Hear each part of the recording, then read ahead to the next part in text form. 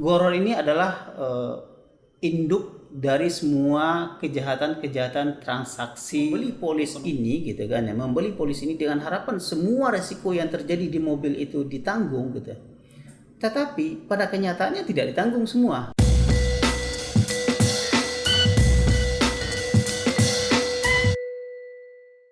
Bismillahirrahmanirrahim. Assalamualaikum warahmatullahi wabarakatuh. Jumpa lagi di BES, Bincang Ekonomi Syariah Terkini. Melihat perkembangan asuransi syariah di Indonesia khususnya yang mengalami pasang surut saat ini, tentu ini menjadi topik yang sangat menarik untuk diperbincangkan, baik bagi para akademisi, para peneliti, maupun masyarakat secara umum. Khususnya untuk masyarakat secara umum tentu banyak yang ingin mengetahui dan memahami lebih mendalam apa yang dimaksud dengan asuransi syariah, kemudian bagaimana mekanismenya, dan juga apa sih keuntungan dan kelebihan dari asuransi ini. Untuk itu telah hadir di sini seorang pakar asuransi syariah dan juga beliau sebagai peneliti senior di STIEP, Center for Theorizing on Islamic and Economic and Finance, Bapak Dr. Desmadi Saharudin. Assalamualaikum, Pak Des. Assalamualaikum warahmatullahi wabarakatuh. Apa kabar, Pak Des? Alhamdulillah baik. Kayaknya sibuk terus nih ya, meskipun di pandemik ini. Apa Sibuk kegiatan? webinar Pak Dek. Sibuk webinar ya? Sibuk Alhamdulillah. Saya lihat memang dari beberapa kegiatan antum yang selalu update ya. Ada webinar, kemudian penelitian masih lanjut. Penelitian tetap jalan Pak Dek, tetap jalan. Alhamdulillah. Karena itu kegiatan yang utama bagi kita ya, bagi seorang peneliti. Baik, bagaimana dengan pengajaran? Alhamdulillah pengajaran juga harus dilakukan gitu Pak Dek. Karena ini adalah tanggung jawab ya, tanggung jawab kita sebagai seorang pengajar. Maka jadwal pengajarnya tetap harus jalan seperti semestinya. Tapi namanya memang tuntutan pembelajaran daring ini di kampus saya pribadi ya, mungkin itu jauh lebih berat sebetulnya ya dibandingkan dengan kita harus offline dan seterusnya, karena kita harus berpikir inovasi pembelajaran dan seterusnya. Gimana Ustaz?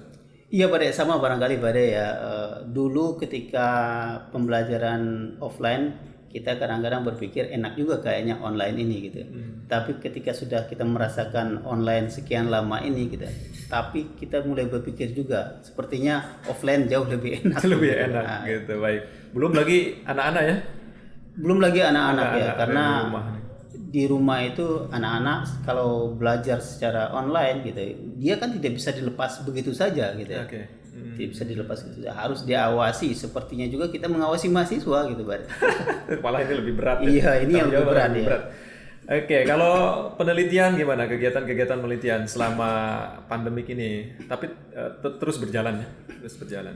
Iya, kegiatan penelitian selama pandemik ini lebih fokus kita pada artikel, Pak ya, artikel. Karena kalau penelitian keluar gitu, itu banyak kendala sepertinya dengan kondisi yang tidak nyaman saat sekarang ini gitu ya. Sulit bagi kita untuk ketemu dengan orang, berbicara dengan orang dalam kondisi pandemi seperti sekarang ini. Maka saya lebih fokus pada nulis artikel gitu. Oke, saya juga membaca dari profil antum nih, memang sangat produktif. Antum juga menulis buku, kemudian menerbitkan jurnal-jurnal terutama jurnal internasional yang saya kira alhamdulillah ya, yang bereputasi internasional. Alhamdulillah. Luar biasa.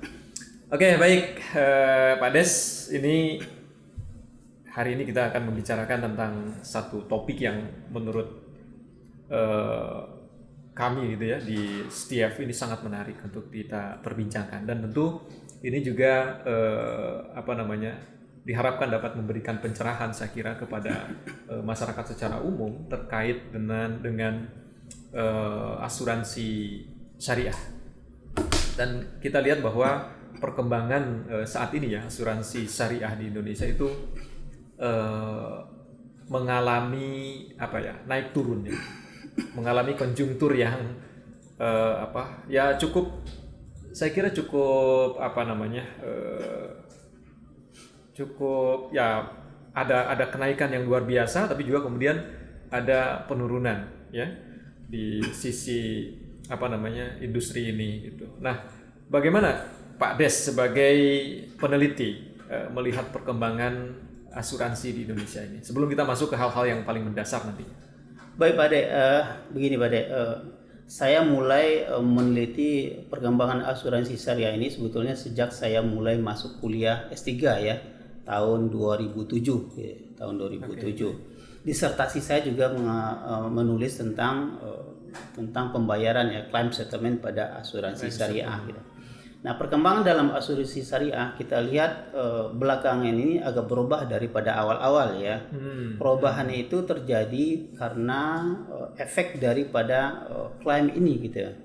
Banyaknya klaim-klaim yang tidak sesuai dengan keinginan nasabah ini sebetulnya yang membawa dampak pada perkembangan asuransi ini gitu. Image masyarakat mulai berubah gitu ya terhadap perkembangan asuransi syariah, di mana adanya klaim-klaim yang tidak bisa ditebus dengan baik gitu kan, yang tidak bisa ditepati oleh perusahaan-perusahaan asuransi. Ini membawa image yang tidak baik. Bahkan kadang-kadang masyarakat mengatakan ya asuransi syariah itu sama saja dengan asuransi konvensional. Nah, ini jadi yang berbahaya. ada pergeseran ya, ada pergeseran pandangan dari masyarakat yang tadinya mungkin memandang positif terhadap asuransi syariah. Kemudian ini ada sedikit pergeseran ke arah yang negatif, terutama di dalam tanda petik dalam hal image kan gitu ya. Oke, baik. Melihat perkembangan tersebut ya, Pak Des nih sebagai, saya kira ya pelaku juga ya, antum pelaku juga dalam konteks perasuransian syariah ini. Nah, bagaimana perkembangan ini membawa kepada upaya supaya masyarakat itu kembali tertarik gitu ya, bergairah gitu, menggunakan asuransi syariah ini. Baik Pak De, salah satu yang harus kita benari itu sesungguhnya lah SDM ya, sumber daya manusia di asuransi syariah itu, karena mereka lah yang bisa menerangkan kepada masyarakat apa sesungguhnya asuransi itu gitu, dan bagaimana mereka bisa memberikan pertanggungan terhadap harta benda nasabah atau peserta asuransi yang diasuransikan ya. Untuk kedepannya perusahaan asuransi syariah ini sebetulnya harus lebih fokus kepada SDM-nya daripada produknya gitu. Karena pada dasarnya produk itu kan sudah diawasi oleh DPS ya, Dewan Pengawas Syariah ya. Sementara SDM-nya ini belum diawasi secara maksimal gitu.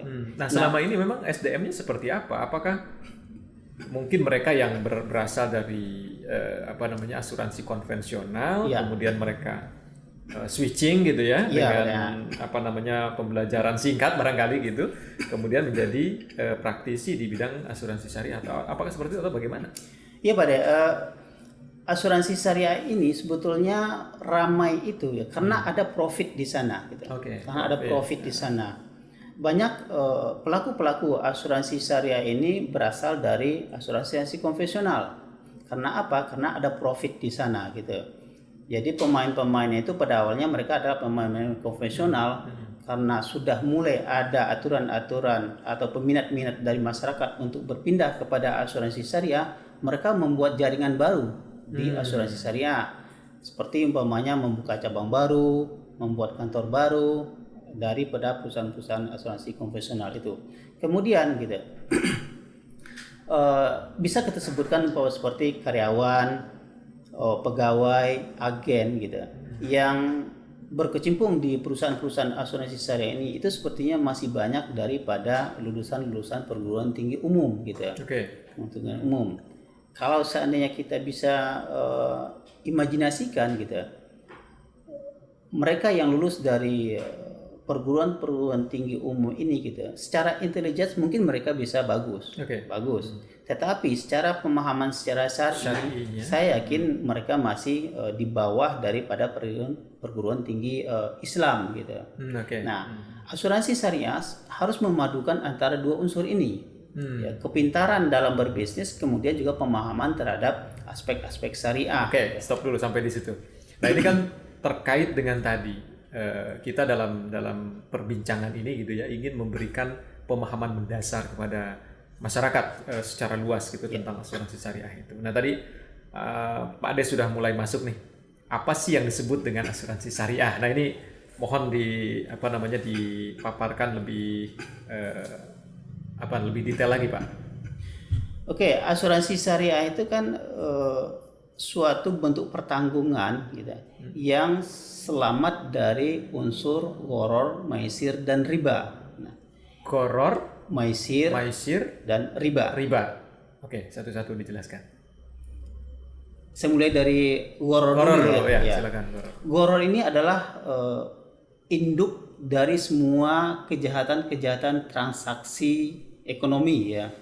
Dalam gharar ini masuk riba, masuk penipuan, masuk perjudian, masuk penyembunyian aib, tadlis dan segala macamnya gitu. Tetapi secara garis besar gharar itu adalah suatu transaksi yang tidak jelas. Tidak jelas. Gambling Tadi ada gambling ya. Tadi Gambling. ada tadlis. Ya. Tadlis itu semacam apa? Semacam penipuan juga. Tadlis itu semacam penipuan. Oke, baik. Itu gharar ya. Itu gharar. Termasuk dari gharar. Oke, ini mungkin masyarakat umum ya mengenal gharar, maisir mungkin sudah mendengar istilahnya, tapi tadi ada istilah dalam kalau yang gambling itu lebih ke apa? Lebih ke maisir atau apa? Seperti apa? Gambling itu lebih ke maisir, Pak. Lebih ke maisir. Apa ininya? Penjelasannya seperti apa? Dalam asuransi umpamanya seperti ini ya. Gambling itu terjadi di asuransi konvensional ketika ada risk transfer terhadap sebuah risiko. Pemindahan risiko dari nasabah kepada perusahaan. Dari yang tertanggung ke penanggung. Dalam hal ini perusahaan ya. Perusahaan ya. Jadi perusahaan sebagai penanggung dia membeli risiko itu dari nasabah. Beli itu mereka sepakati dalam bentuk polis gitu. Ketika polis ditandatangani, seorang nasabah membayar preminya kepada perusahaan asuransi. Pembelian inilah yang dimaksud dengan penjualan risiko kepada perusahaan asuransi. Jadi perusahaan asuransi membeli risiko itu gitu. Ketika risiko itu datang, mereka yang akan memberikan ganti rugi. Nah, risiko ini datang atau tidak gitu. Ketika risiko itu tidak datang, maka perusahaan untung. Dia tidak mengeluarkan uang untuk memberikan ganti rugi. Ketika risiko itu tidak datang, musibah itu tidak datang, maka perusahaan untung kan? Untung. Dia untung karena dia tidak mengeluarkan uang, tidak membayar klaim. Artinya nasabah rugi di situ gitu. Jadi ada untung rugi. Boleh jadi perusahaan untung atau rugi. Atau nasabahnya untung atau nasabahnya rugi. Ini menarik nih, Pak Des. Ada kalanya gitu ya, ketika kita membeli sebuah produk asuransi, ya apakah konvensional, apakah yang syariah gitu. Ya. Ini ada yang menarik, misalkan kita asuransi all risk untuk kendaraan misalnya gitu ya. Nah itu kan ketika kita merasa kita bayar, bayar premi dan segala macam kan gitu ya. Nah kalau ini tidak kejadian tabrakan lah atau apapun gitu, nah jadi kita rugi nih. Kemudian pada akhirnya ya udahlah saya tabrakin aja gitu. Ini gimana ini? Nah ini pelaku nasabah dalam berasuransi Pak De gitu. Itu adalah bagian dari moral hazard kan ya, moral hazard. Jadi dalam tadi dari awal ya Pak, tadi disebutkan bahwasanya ada bentuk polis dari all risk gitu kan ya. All risk itu kan pemahaman kita kan semua risiko. Betul. Semua risiko. Betul. Padahal sesungguhnya yang dijamin itu bukan semua risiko. Banyak yang dikecualikan gitu. Nah, ini bagian daripada bentuk horor Pak De. Daripada bentuk horor tadi ya. Coba kita bayangkan namanya all risk, semua risiko. Tapi pada kenyataannya tidak semua risiko.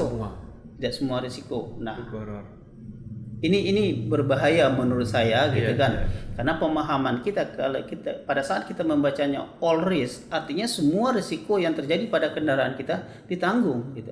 Tapi pada kenyataannya tidak. Gitu. Hanya beberapa unsur saja yang ditanggung gitu. Tadi gharar, kemudian maisir, yang ketiga adalah riba ya. Riba. Ini seperti dalam konteks keuangan Islam juga ya. Ada riba. Kalau tidak salah itu kalau di Al-Quran itu di surat Al-Baqarah ya. Penjelasannya seperti apa riba dalam asuransi? Riba dalam asuransi konvensional itu begini. Jadi kumpulan premi-premi yang mereka dapat dari nasabah itu mereka investasikan. Nah, mereka diinvestasikan oleh perusahaan kepada bentuk investor-investor yang pokoknya asal ada untung selesai gitu. Bisa jadi dia diinvestasikan dalam bentuk deposito, bisa jadi diinvestasikan dalam bentuk perusahaan rokok, atau boleh jadi juga diinvestasikan pada perusahaan-perusahaan perjudian gitu. Jadi dana yang mereka investasikan itu yang penting bagi mereka dana itu berkembang. Dana itu berkembang gitu. Nah, kalau diinvestasikan dalam deposito gitu, deposito di perbankan konvensional itu kan berbentuk bunga. Artinya ada unsur riba di sana gitu kan. Ada unsur riba juga di sana ya. Oke, baik.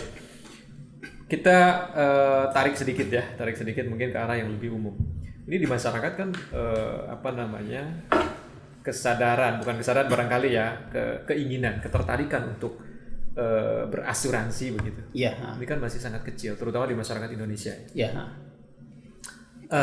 Pak Des sebagai peneliti, ya, maupun sebagai pelaku nih di asuransi syariah, sebetulnya faktor-faktor atau unsur-unsur apa sih sebetulnya yang mendasari masyarakat ini mereka belum begitu tertarik dengan asuransi? Kemudian tentu juga kan ini kalau saya melihat ya dari perkembangan pasarnya itu kalau dasar itu hanya kelas atas, kelas menengah yang dalam tanda petik mereka sudah memiliki kelebihan uang gitu. Sementara kalau kayak saya nih yang masih pas-pasan gitu ya, yang masih pas-pasan itu berpikir sekian kali gitu untuk berasuransi. Masyarakat sesungguhnya akan percaya dengan asuransi itu ketika keinginan mereka terkabulkan gitu. Keinginan mereka terkabulkan. Ekspektasi mereka diterima. Terpenuhi ya, khususnya pada saat mereka klaim gitu kan ya.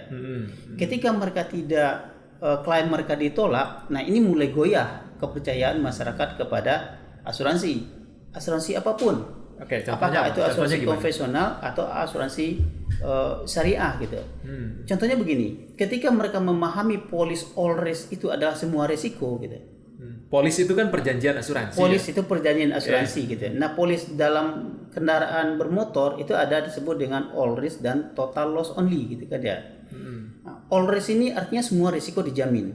Ketika nasabah membeli polis ini gitu kan ya, membeli polis ini dengan harapan semua risiko yang terjadi di mobil itu ditanggung gitu. Tetapi pada kenyataannya tidak ditanggung semua gitu. Tidak ditanggung semua. Ketika yang mereka ajukan ini tidak ditanggung, mulailah terjadi ketidakpercayaan masyarakat kepada asuransi gitu. Nah, bahayanya polis all risk ini juga dipakai oleh asuransi syariah. Tapi kan secara detail itu kan tertuang di dalam polis itu kan. Benar. Nah, kemudian ketika si marketing gitu atau si pemasar jasa asuransi ini, apakah dia kemudian mengedukasi ke nasabah, ke masyarakat? Ini yang sering dipertanyakan orang gitu. Pada dasarnya agen itu gitu, dia banyak tidak menjelaskan kepada nasabah isi daripada polis-polis itu. Kenapa? Karena agen itu, seorang agen dia ditarget oleh perusahaan. Ketika dia dapatkan satu nasabah, poinnya sekian, 2 nasabah sekian, 3 nasabah sekian. Semakin banyak nasabah yang dia dapat, maka poinnya semakin banyak gitu. Nah, pada umumnya seorang agen atau marketing ini dia kejar tayang agar dia mendapatkan nasabah sebanyak-banyaknya. Jadi kesempatan dia untuk menjelaskan isi polis itu kepada nasabah menjadi sangat kecil gitu ya. Nah, isi daripada polis itu kan bahasanya berbeda dengan bahasa-bahasa yang dipahami oleh masyarakat awam gitu. Isi polis ini bahasanya khusus gitu kan ya. Apa bahasa hukum? Bahasa hukumnya khusus, bahasa pertanggungannya khusus, bahasa polisnya juga khusus gitu. Sehingga sulit bagi nasabah orang-orang awam, taruhlah seperti kita gitu. Saya juga banyak merasa kesulitan untuk memahami isi-isi polis itu, apalagi masyarakat awam umpamanya gitu. Mereka hanya tertarik dengan nama polis saja, all risk, semua resiko dijamin, udah gitu. Nah, dalam aturannya, ketika polis itu sudah ditandatangani oleh nasabah, gitu kan, perusahaan asuransi undang-undangnya menyebutkan bahwasanya ketika polis sudah diterima oleh nasabah selama 14 hari. Tidak ada pertanyaan dari nasabah tentang isi polis tersebut, maka dianggap sudah clear. Nasabah sudah paham. Kita stop dulu nih. Pemirsa, ini cukup menarik ya perbincangan ini. ini sudah mulai mendalam, ya, sudah mulai mendalam. Tapi saya akan balik dulu ke hal-hal yang tentu yang mendasar ya. Tadi kita sudah bicara banyak tentang asuransi syariah. Nah, sebetulnya dasar hukum dari asuransi syariah itu apa sih? Oke, dasar hukum dari asuransi syariah itu, kalau seandainya kita melihat kepada konsep dasarnya kan adalah ta'awanu 'alal birri wat taqwa, gitu ya. Ta'awanu 'alal birri wat taqwa. Ini adalah konsep dasar daripada asuransi syariah. Kalau seandainya dasar hukumnya dari sisi hukum positif tentu adalah undang-undang kan gitu kan ya. Ta'awanu 'alal birri wat taqwa, artinya kita berlomba-lomba dalam mencapai takwa itu kan. Ta'awun itu saling membantu, saling gitu. membantu, saling ya? bantu, saling tolong menolong, saling berpartisipasi lah, gitu kan ya, dalam kebaikan dan ketakwaan, gitu. Oke. Nah, saya pernah mendengar ada konsep tabaru dalam asuransi syariah. Iya. Apa sih sebetulnya tabaru ini? Konsep tabaru itu adalah bagian daripada akad asuransi. Tadi sudah kita sebutkan dalam asuransi konvensional dia disebut dengan risk transfer. Okay. Sedangkan dalam asuransi syariah disebut dengan risk sharing. Nah, ini beda nih. Risk transfer ya artinya pemindahan risiko. Iya, risiko yang tertanggung si nasabah nih ke perusahaan. Nah, kalau risk sharing seperti apa? Ya, risk sharing itu adalah sesama nasabah saling menjamin satu sama lain. Oke. Saling menjamin satu sama lain. Tolong menolong. Nah, akadnya inilah disebut dengan akad tabaruk tadi itu. Gitu. Kalau akad kontrak dalam asuransi konvensional, seorang nasabah menjual resikonya kepada perusahaan asuransi. Dalam akad kontrak atau kontrak dalam asuransi syariah, di mana nasabah saling berbagi satu sama lain, gotong royong untuk mengatasi suatu risiko yang terjadi. Nah, akadnya adalah akad tabaruk, gitu. Saling tolong menolong ya. Akad tabaruk itu maksudnya begini, Pak De. Ketika seorang nasabah ingin menjadi anggota kumpulan dari nasabah-nasabah ini, premi itu bukan atas jual beli, tapi premi itu berdasarkan kepada akad tabaruk, gitu. Jadi uang premi yang diserahkan oleh nasabah kepada perusahaan asuransi itu akadnya bukan jual beli, tapi akadnya tabaruk, di mana seorang nasabah menyumbang, gitu kan, menyumbang kepada kumpulan itu sebagai dasar untuk pemberian, sebagai modal ya, untuk pemberian mengatasi risiko yang terjadi di antara sesama mereka. Nah, artinya si perusahaan asuransi ini kalau dalam asuransi syariah sebagai apa nih, Pak Des? Dalam asuransi syariah, perusahaan itu hanya sebagai operator. Dia hanya sebagai manajer, gitu kan ya, untuk mengumpulkan nasabah-nasabah ini, gitu. Baik. Ketika nasabah-nasabah itu sudah terkumpul, gitu kan, mereka lah yang berbagi untuk mengatasi risiko satu sama lain. Sementara perusahaan asuransi hanya memberikan aturan-aturan saja, koridor-koridor saja, gitu.